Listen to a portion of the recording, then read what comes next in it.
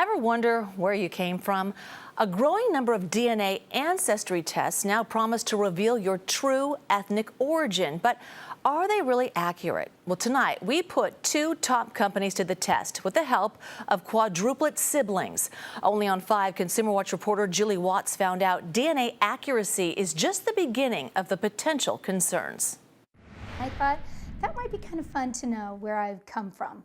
So a few years ago, Amy Jones sent away her DNA, and like many, she got back some unexpected ancestry results. I called my mother, I called my father, I said, listen, we're Irish. And they said, aren't we really? And I said, well, that's what it says, so I'm assuming that's right. So how accurate do you think it is? Well, I'm not really sure. So we decided to find out. And it just so happens Amy has access to a great DNA test sample. Meet the Jones quadruplets, Amy's kids. 2 identical, 2 fraternal.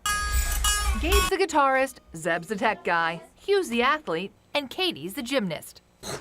While their personalities may differ in nearly every way, they do share the same DNA.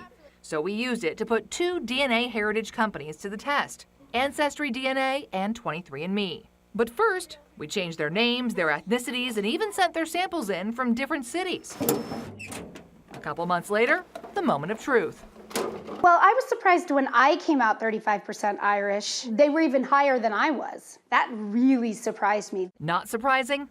While the results did vary a bit between the 2 ancestry sites, the identical twins' DNA results were nearly identical to each other. It makes me feel a little bit more certain about the test results. But on 23andMe, Katie was significantly more British and Irish than her brothers, nearly twice as much as the identical twins. I think that's extremely interesting. We brought those results to forensic DNA expert Dr. Ruth Ballard. You would expect there to be differences, and I would have been very surprised if this had come back without any. She notes while identical twins share nearly the same DNA, fraternal twins should differ a bit, getting more DNA from either mom or dad. I think he looks just like Zeb and Gabe. Ballard says overall, DNA heritage tests are pretty accurate and will become more accurate as more people submit samples and the DNA databases grow. But a warning before adding your sample to that pool. Be prepared to find out something that may not be comfortable for you. Which can range from simply revealing a surprise ethnicity to exposing sperm and egg donors and even revealing deep, dark family secrets. It can show non-paternity and other issues in your family. For instance, Amy was shocked to see the kids' fake names listed as a DNA match on her Ancestry account, even though we selected every available privacy setting before submitting their DNA. It says parent-child. Oh, well done. Ancestry also revealed to the kids they're related and that Amy is likely their mom, based on the DNA she submitted years ago. Once you give your DNA, you've given it. Ballard notes the ancestry companies can keep your DNA and analysis indefinitely, information that may be subject to subpoena.